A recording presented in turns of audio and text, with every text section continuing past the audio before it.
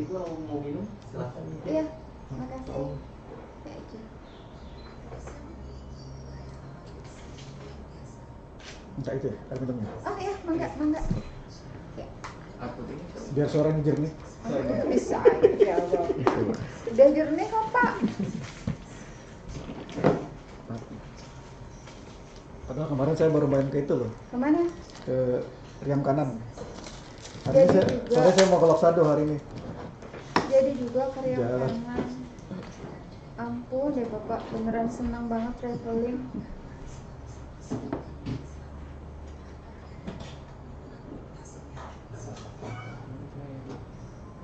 Tahura udah Kak ya? Udah, tahu ada.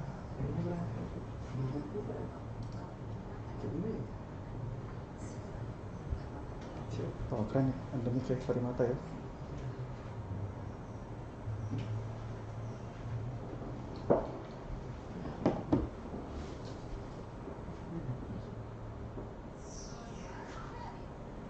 Purwodo FM Banjarmasin, suara kreativitas. Nah, baiklah sahabat kreatif, ya pastinya masih di Purwodo dari pagi ini dengan Purwodo Band ya, dan bersama dengan Bapak Rudi M. Sendiri. Dia adalah Kepala BPKP Kalimantan Selatan dan juga host pada hari ini, yaitu Bro Telita Permatasari MSI. Ibu ngomong nih soal Lanjutan. BPKP nih, lanjutannya nih. Ada yang sudah lanjut pertanyaan. Oh gitu. Iya. Oke, silakan. Dari mana? Ini dari 08136271 sekian dari Rizky Darmawan. Oke. Saya bertanya, Assalamualaikum Bapak, ingin bertanya. Tadi bicara tentang kolaborasi dan digitalisasi UMKM. Nah, peran BPKP di sini sebagai apa? Apakah sebagai pengawas atau sebagai pendorong? Terima kasih. Oke, pertanyaan menarik nih. Ya, Saya jawab langsung Dita ya. Ya, Jadi oke. Raffi ini memang tadi saya juga ngobrol-ngobrol ada di grupnya alumni STAN ya. Kita seri alumni dari STAN ya. Ada hal yang kita perlu edukasi tentang definisi pengawasan. Jadi sebenarnya kalau dalam dunia internal auditing yang dikatakan internal audit activities itu ada dua dalam bahasa Inggrisnya, yang disebut sebagai assurance services, jasa assurance. Kemudian satu lagi yang disebut sebagai consulting services, jadi jasa yang terkait dengan konsultasi. Nah, jadi kalau kita masuk ke dalam kegiatan ini, itu juga dalam pengawasan, gitu loh. Jadi dalam rangka melakukan internal audit activities, kegiatan-kegiatan internal audit, gitu loh. Nah, jadi tentu dengan adanya melakukan BIMTEK workshop, itu merupakan juga audit activities bagi internal auditor. Tapi bagi external auditor itu memang bukan, definisinya berbeda, gitu loh. Jadi mungkin kalau ada nanti Reski bekerja di perusahaan gitu ya, jangan lupa bahwa kalau di dalam aktivitas auditnya, kalau di kebetulan Reski ini di bidang internal auditing, itu jangan hanya fokus terhadap melakukan assurance atau melakukan audit murni, tetapi melakukan pembinaan kepada divisi-divisi yang ada di perusahaan, apakah divisi pembelian, divisi penjualan, divisi produksi, itu juga bagian daripada audit activities, kegiatan-kegiatan audit gitu. Oke. Berarti kemasannya aja udah menarik ya, apalagi isinya. Pada saat kita tahu di sana ada internal auditing, kemudian ada external auditing, dan terkait dengan pembangunan itu sendiri, ternyata auditnya bukan cuma audit akuntansi ya, tapi audit pembangunan juga kan? Iya, jadi memang definisi kita itu di Indonesia kalau mendengar kata audit, itu cenderung terperangkap kepada audit akuntansi atau disebut sebagai financial audit. Jadi audit terhadap penyajian data akuntansi di laporan keuangan. Nah, sedangkan pengetahuan terkait dengan internal audit activities itu masih terbatas. Terkait dengan internal audit itu masih terbatas. Jadi itulah kenapa ada sertifikasinya di internasional. Itu di Indonesia itu yang certified internal audit saja itu masih terbatas. Hanya 130-an kalau nggak salah di dunia. Jadi karena kalau kita mau menjadi internal auditor itu sebenarnya di standarnya itu harus punya pengetahuan akuntansi dan non akuntansi. Kebetulan saya juga lagi belajar lagi gitu ya. Nah, salah satunya baru saya tahu, oh ternyata kalau kita mau jadi internal auditor beneran, ilmu akuntansi keuangan tuh hanya 10-20%. Jadi 80%-nya itu non akuntansi keuangan. Jadi nggak cukup dia lulus akuntansi, akuntan atau orang keuangan, dia mampu menjadi seorang internal auditor. Gitu. Ada 80% lagi ya? 80%. Jadi contohnya ilmu-ilmu yang terkait dengan quality management, kemudian ilmu-ilmu terkait dengan strategi, itu diuji kita. Kalau kita mau menjadi certified internal auditor gitu. Certified internal Auditor. Jadi CIA ini jadi kayak intelijen ya, bukan CIA-nya Central Intelligence Agency-nya Amerika. Tapi dia CIA-nya Certified Internal Auditor itu dikeluarkan oleh the Institute of Internal Auditing, the Internal Auditor. Jadi asosiasinya para auditor internal. Gitu. Oke.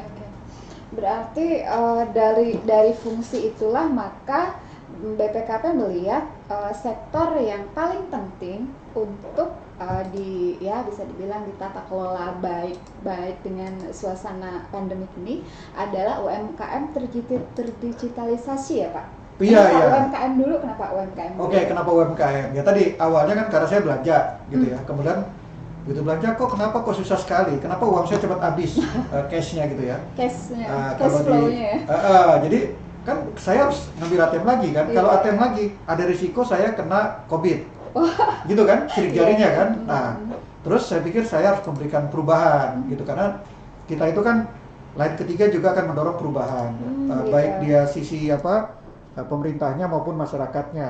Jadi saya pikir penting UMKM itu segera berubah di Kalimantan Selatan ini supaya lebih kepada cashless gitu kan. Nah, kebetulan itu sudah mudah lah ya, tidak secara teknologi nggak susah lagi zaman sekarang.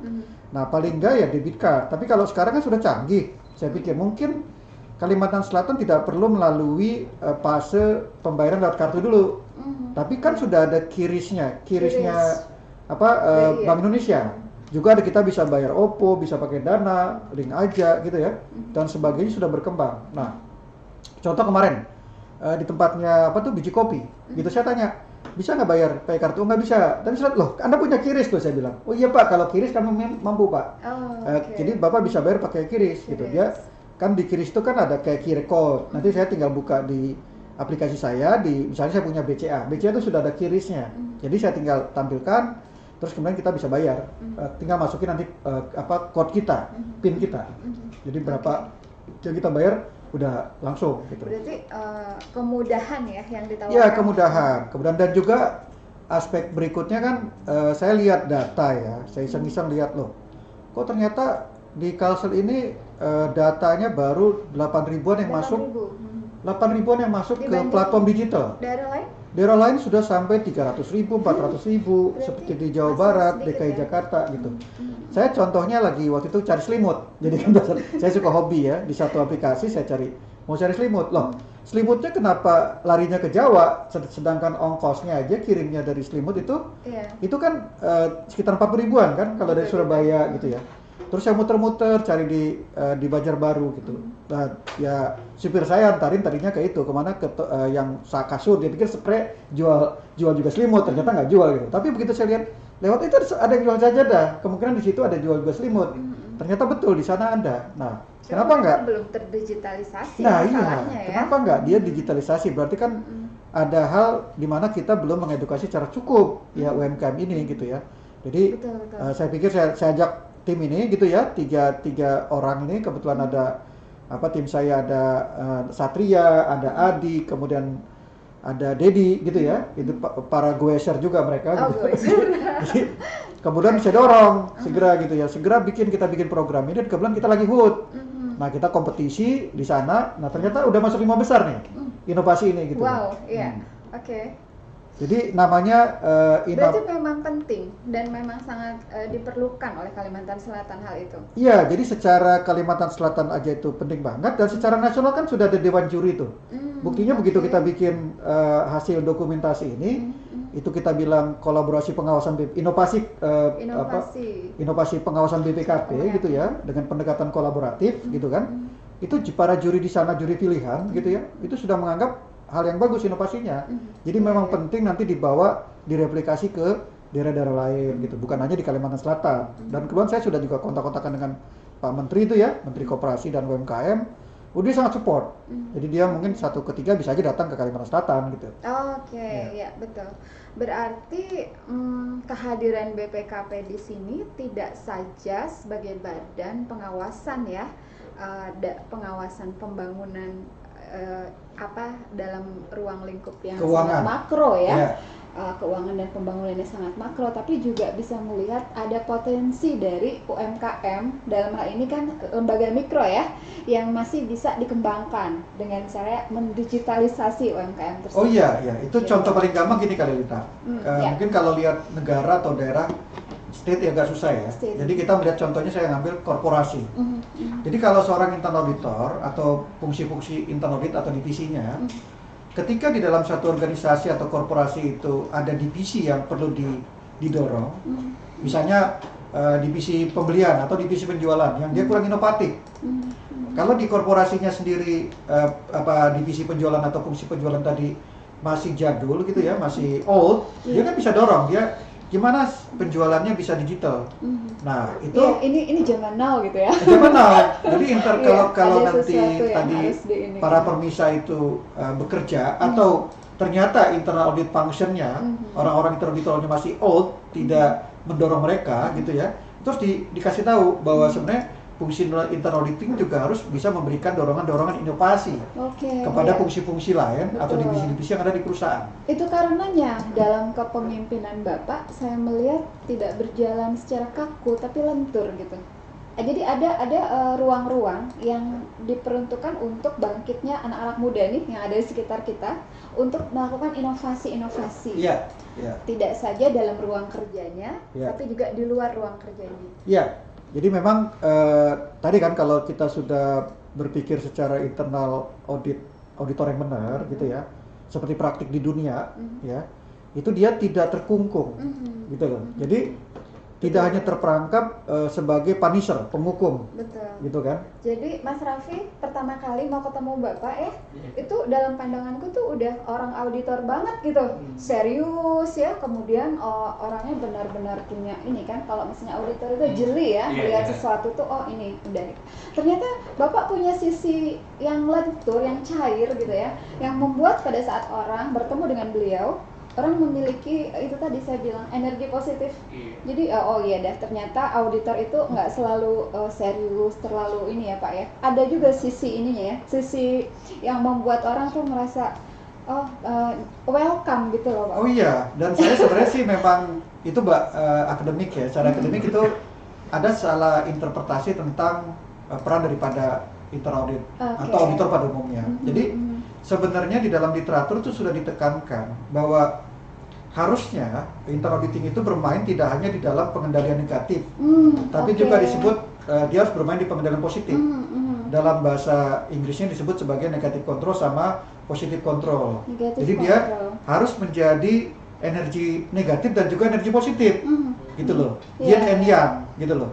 Nah, kalau bahasanya Pak Jokowi kan menjadi gas dan rem. Saya pernah dengar itu. Itu sebenarnya bahasa pengendalian. Yeah. Jadi energi negatif, pengendalian gas sama pengendalian rem. Jadi itu fungsi daripada auditing, gitu loh. Jadi jangan hanya fungsinya hanya rem. Kenapa disebut pengendalian gas itu juga merupakan pengendalian, ya? Bukan hanya tugasnya ngerem. Kenapa?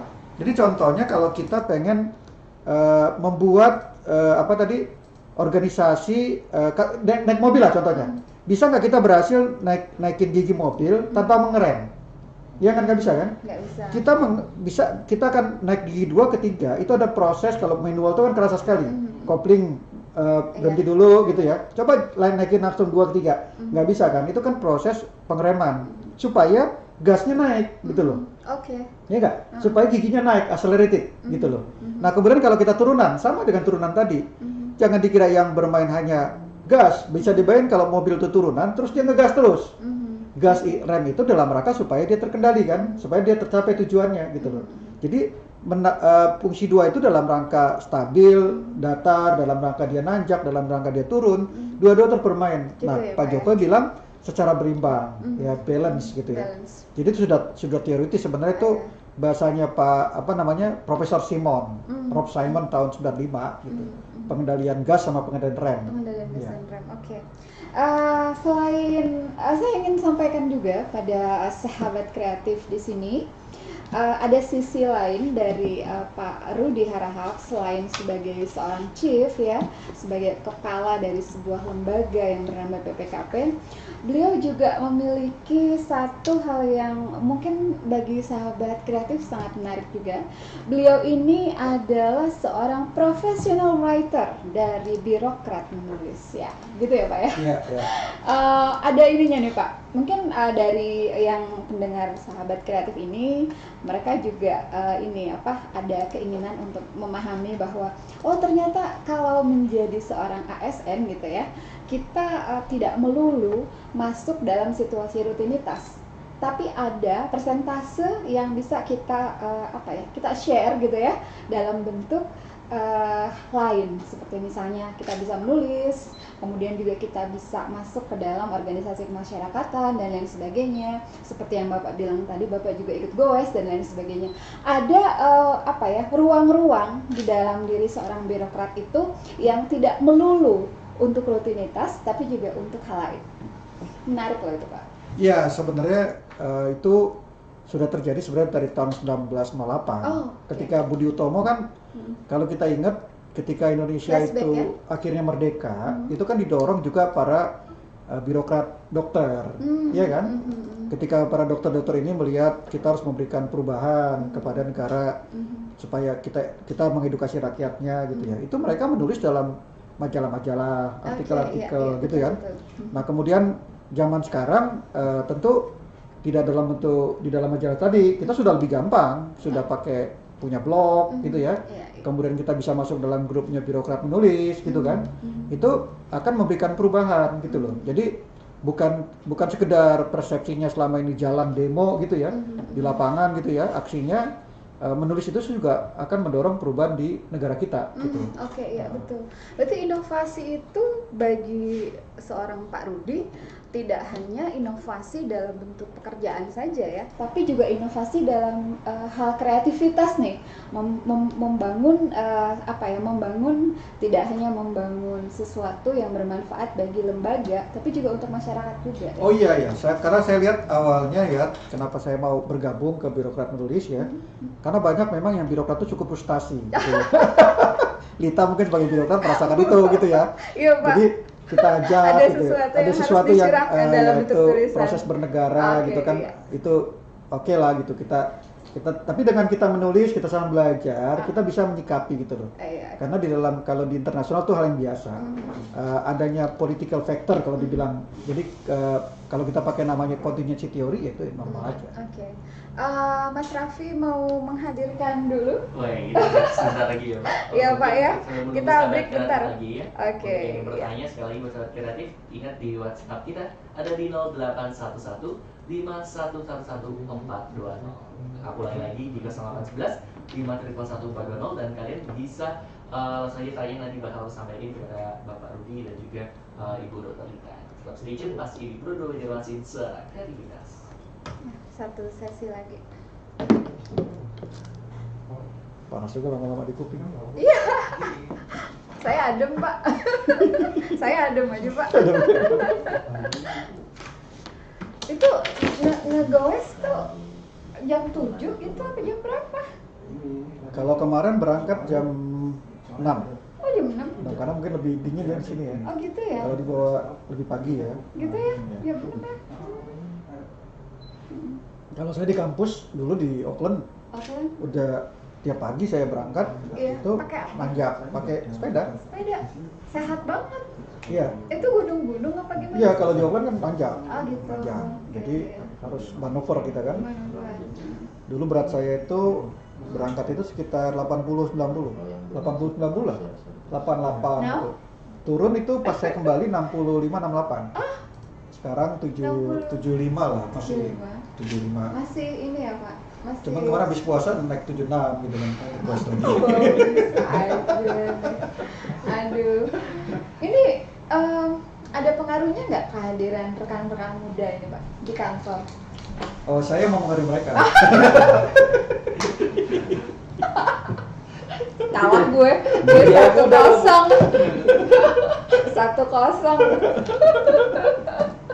Aduh. Bener loh waktu waktu pertama kali mau ketemu Bapak, dalam pikiran kita tuh auditor nih pasti orangnya serius nih.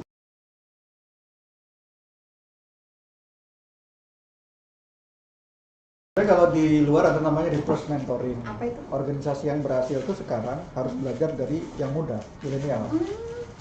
Kan Ada gitu ya? ya, secara natural kan sebenarnya saya belajar dari mereka. Betul. Jadi Ada ya? Ada. Jadi ada sesuatu yang konsep begitu ya? ya, secara tidak langsung dalam pendekatan atau hal yang mereka kerjakan, saya contoh paling gampang anak-anak itu ya. Kalau sudah ngoprek pakai Adobe Photoshop, saya nanya terus ke dia. Ini kok nggak bisa sih? Kalau yang aplikasi yang lain, saya bisa nyari kan gitu ya. Apa ya, udah mumet gitu ya. Iya.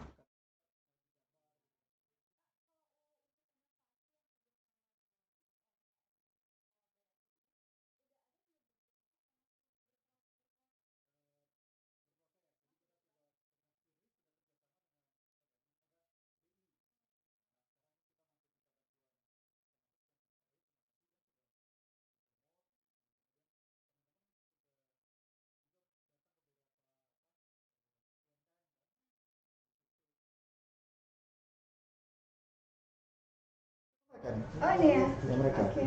Kabupaten kota atau Kita mulai dari Banjarbaru. Banjarbaru ya? Dekat. Nanti kita mungkin ke Banjar.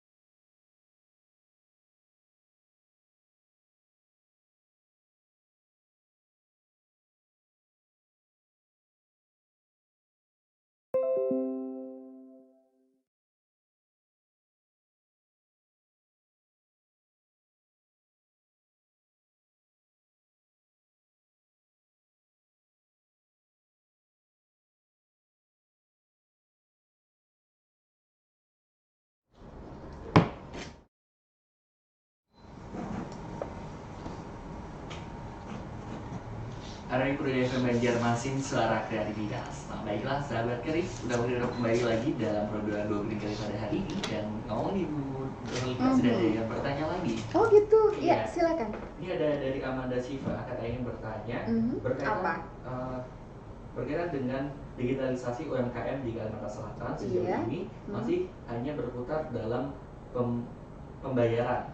Oh, Opsi oke. pembayaran. Menurut Bapak, apakah ada aspek lain yang mungkin bisa digitalisasi supaya pastinya juga salah satunya adalah menurunkan penggunaan kertas dan lain-lainnya di lingkungan UMKM itu sendiri. Ya. Oke. Baik, silakan langsung aja Oke, ya. ini Pak pertanyaan keren nih. Mudah-mudahan jawabnya bisa bisa mudah ya. Oke. Jadi sebenarnya memang kita itu di korporasi ya atau di usaha kecil kenalnya hanya di payment system ya. Sebenarnya yang paling penting itu adalah bagaimana usaha-usaha kecil ini bisa masuk ke dalam platform digital. Oke. Jadi apa yang dimaksud dengan platform digital tadi? Platform digital itu mereka bisa secara gampangnya berjualan ya menggunakan platform-platform yang sudah ada.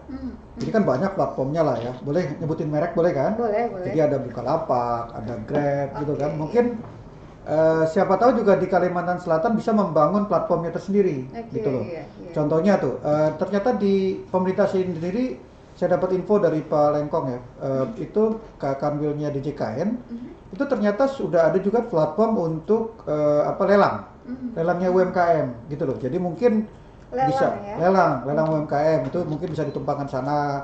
Kalau misalnya UMKM ada mau melelang sesuatu, artinya jualan lah ya, mau jualan kursi, menjualan tadi kerajinan gitu ya, itu bisa dipakai di sana. Kalau misalnya dirasa membebani menggunakan platform-platform yang swasta, yang private tadi kan dia komersil, jadi pemerintah itu pasti ada. Nah, kemudian secara bisnisnya sendiri itu kan teknologi ya. Tapi juga dia harus dibangun business development service-nya, layanan pengembangan bisnisnya. Jadi itu ada Kakanwil DJP, itu Pak Tarmiji itu sangat fokus ke sana gitu. Kemudian kalau Kakanwilnya Direktorat Jenderal Pembendaraan Pak Sulaiman tuh itu care terhadap pengembangan workshopnya. Jadi bagaimana supaya mereka terampil gitu. Jadi Banyak, memang untuk masuk ke dalam digital platform itu kayaknya sederhana, tapi banyak hal harus dibangun gitu. Okay. Kalau payment system kan simple, kita tinggal janjian sama salah satu provider atau beberapa provider gitu ya. Tolong dong kasih alat, kemudian dia nanti masukin barang-barangnya gitu ya di dalam aplikasinya mereka yang untuk payment tadi gitu ya. Tapi kalau begitu kita mau platform digital untuk jualan online gitu ya, itu harus lebih inovatif gitu. Mungkin tadinya yang dijual barangnya itu aja sederhana, hanya satu atau dua. Nah, dia harus bikin variatif gitu ya. Saya contohin misalnya kalau dulu ada pecel doang gitu ya, jangan-jangan pecel ketoprak gitu ya. Jadi pecel dengan variasi tertentu gitu kan. Nah, atau dia kalau di sini kan ada Banjar, Soto Banjar kan. Soto Banjar kan ya. ada variatifnya juga gitu loh. Jadi tidak hanya lontong sama nasi gitu kan. Jadi harus dilakukan brandingnya. Nah, itulah nama-nama itu yang kalau kita lihat di aplikasi-aplikasi kan sekarang lucu-lucu gitu ya. Jadi keren gitu. Jadi orang ingat terhadap itu gitu ya. Ya, jadi itu perlu dikembangkan dari aspek kemampuan mengembangkan bisnisnya. Tentu dari situ juga akhirnya ada menu-menu yang terbangun. Jadi dia nggak cukup sekedar aspek digitalnya, tapi orang-orang yang kalian di tata boganya harus berkembang lagi gitu loh. Variasi apakah garamnya diperbanyak, harus ada komponen ini gitu. Nah, itu kalau kita harus kerjasama dengan perguruan tinggi ya. Kira-kira gitulah sebenarnya. Jadi menarik sekali. Dari pertama tadi kita mengupas tentang apa itu BPKP, kemudian wilayah kerjanya, dikaitkan lagi dengan inovasi-inovasi yang dilakukan oleh BPKP, dan satu inovasi yang bisa untuk menjadi contoh atau teladan pada saat ini, seperti apa yang tercantum dalam ini flyer kita adalah Green Innovation atau inovasi hijau. Kenapa demikian? Karena inovasi ini tidak saja terlahir untuk memangkas waktu, efisiensi waktu, tapi juga memangkas kertas. Nah, karena tadinya kita lebih fokus pada paperless ya Pak, tapi ternyata not only paperless, banyak sekali yang dipangkas yang membuat inovasi ini tidak saja hijau, tapi juga lebih daripada itu maknanya gitu. Ya, contohnya tadi ya, kalau orang berlomba-lomba kalau mau belanja harus pakai mobil. Dengan aplikasi kan cukup sudah ada memangkas juga jadi efisiensi dari segi penggunaan bahan bakar. Jadi tidak mengganggu industri coal lagi terlalu banyak kita menggunakan batu bara kan gitu. Karena kita juga sekarang lagi fokus pada penurunan tingkat emisi. Betul. Dikaitkan dengan apa yang kita sebut sebagai gas rumah kaca. Karena kita sudah masuk di abad yang seperti itu, di mana pengurangan jumlah emisi juga harus dilakukan. Dan sangat spesial sekali pada saat sebuah lembaga yang mengawasi keuangan dan juga pembangunan, fokus juga untuk menumbuhkan inovasi-inovasi baru yang ramah lingkungan. Oh iya, itu sebenarnya wajib ya, karena kalau di sana kan ada sustainability, kalau di luar negeri ya, jadi bagaimana dia lebih ke go green itu ditargetkan. Jadi mestinya kita bikin target berapa di kantor itu, berapa orang dalam tahun berapa itu harus menggunakan sepeda. Gitu. Terus kemudian server yang tadinya konsumsinya sekian, dalam 5 tahun kemudian harus berkurang. Pemakaian energi listrik yang tadi sekian berkurang. Nah, itu harus dimasukkan dalam satu target kinerjanya organisasi gitu. Nah, termasuk juga mungkin jangan-jangan di kita sendiri pengurangan orang yang belanja secara fisikal. Betul. Pak, itu harus dikurangi gitu. Karena pada saat ibu-ibu misalnya belanja, pasti dia akan pakai kendaraan atau pakai mobil otomatis ya. Pada saat dia cuma memainkan smartphone-nya, dia tidak memerlukan bahan bakar ya. Betul. Dia akan memangkas waktu. Selain tentu ya dia lebih efisien secara duit lebih ya. Aman juga ya. Gitu. Iya, Pak. Kalau ini salah satu contoh Green Innovation itu tidak saja di BPKP ya Pak. Saya pernah dapat informasi dari PT Unilever Pak. Unilever ya. Unilever Indonesia. Ini sponsor kita ceritanya.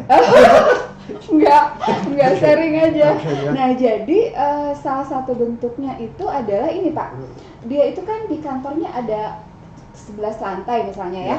Dari 11 lantai itu ini Pak, sampah dari masing-masing lantai itu nanti dicek. Apakah sudah sampah kering, sampah basah, dan sampah itu apakah sudah benar-benar. Nah, itu juga salah satu inovasi juga.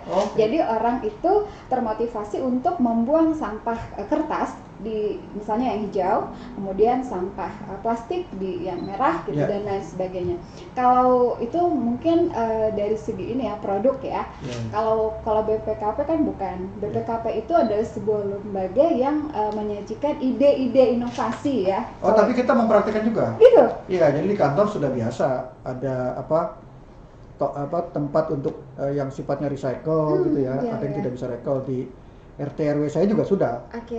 Nanti yang tadi recycle misalnya botol-botol itu uangnya hasil recycle-nya dibelikan tuh membiayai RT RW-nya gitu.